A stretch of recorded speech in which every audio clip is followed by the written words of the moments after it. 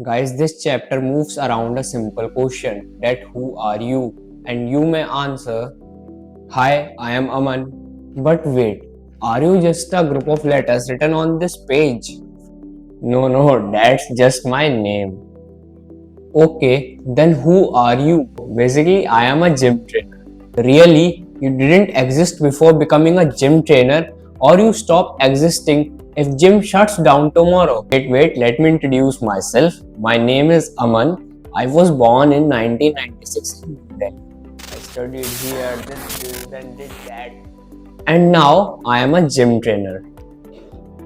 Okay, Aman, that's a good introduction, but I didn't ask you that what happened to you since your birth. Instead, I asked you, who are you? You only described your experiences, but if those experiences were different, you would still exist. Then who are you? Let me help you. Maybe you are the one experiencing all these things, the outside world, your emotions, your thoughts. So then another question arises, are you your emotions? Simply no, because emotions keep changing. Then are you your thoughts? No guys, because thoughts also come and go. Then who are you? You are the one who is aware of all of them. And this is where this chapter goes deep. Guys, think about meditation. When you go into deep meditation, you don't have any thoughts, you don't feel any emotion, there is just peace and silence. But you still know that you exist. It means your existence does not depend on thinking. You are the observer of all of them. You are not your thoughts, you are not your aware, your emotions. These thoughts, emotions, and the outside world are the objects of awareness, and you are the subject who is experiencing all of them. So, now answer, who are you? You are not your labels, you are not your emotions, you are not your thoughts. You are the one who is aware of all of them. You are observing them. So, guys, to answer this question, that who are you, just come with me and see that let's say this is you and this is the experiencing, like the outside world, the your inside emotions and thoughts. So if you remove this part, means your experiences, then the one who left is you. So but how to do this? So to do this, just do a simple experiment. Sit alone in a quiet room for 5 minutes and just see how your thoughts and emotions come to you. Don't interact with them, just ignore them and pass them away. With time, you can see that your thoughts and emotions are appearing, but there is someone who is aware of all of them and is not interacting with them. So, the one who is aware of all of them is you, your awareness. And this is what the chapter talks about. And your awareness means it's your consciousness. Guys, now I am sharing my interpretation, so maybe I am wrong, but I am just sharing this with you all. So let's see that when you close your eyes, so the world doesn't exist for you for the some time, and this is the same with awareness. If you give your awareness, your attention to these outside world, emotions and thoughts, then only they exist for you. But if you remove your awareness from them, then it doesn't exist for you. It means existence of anything is just dependable on the awareness, and awareness and consciousness is independent of their existence.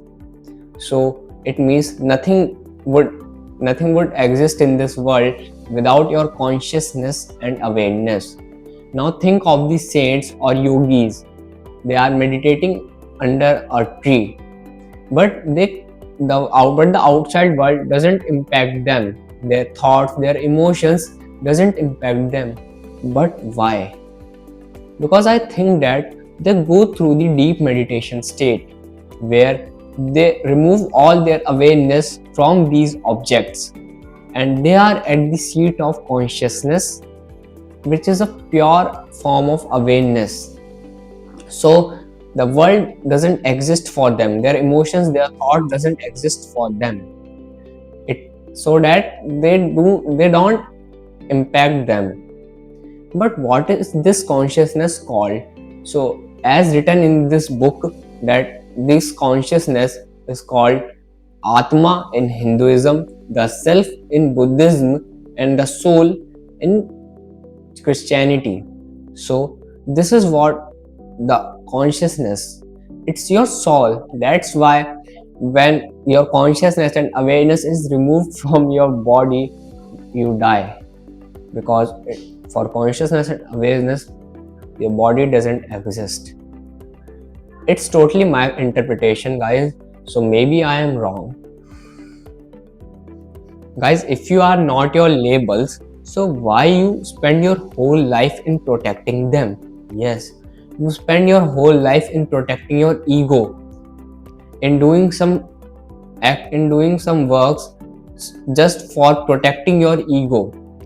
Yes, guys, whenever someone insults us, instantly our mind tell us to react them, to fight back, to seek validation and to prove ourselves in this society. But simply ask you, does those actions really matters? Does they have any fruitful result? And you will get the answer, which I get many times, that they are a waste of time and energy. Because I have done this many times. And with time, when my awareness is increased, I am becoming more conscious. I understand that doing all these shit actions, I am just wasting my time and energy. So I stop doing them. And once you increase your awareness, so with time, you also understand that the actions which you do for protecting your ego, to prove yourself in the society, most of those actions don't have any fruitful result. It's my experience. But now the question is how to increase your awareness and consciousness. Guys, I have told this in my every video that if you want to increase your awareness and consciousness, just start doing meditation. Not for hours, just for few minutes. Start with doing it for 2 to 3 minutes, and with time you can increase duration accordingly. So when you do meditation, you have to just sit alone in a quiet room and just focus on anything like your breathing, this point, and not on your thoughts or emotion. Just ignore them. Don't interact with your thoughts or emotion. Try to ignore them. In starting, they trouble a lot during your meditation. They makes a lot of trouble. So but with time your awareness increase, you become more conscious of your thoughts and your emotions. So this is a simple step which really helps me and changed my life. And guys, this was my interpretation of the chapter 3 of this book, The Untethered Soul. And again, it was my interpretation, not absolute truth. But thanks for watching and bye.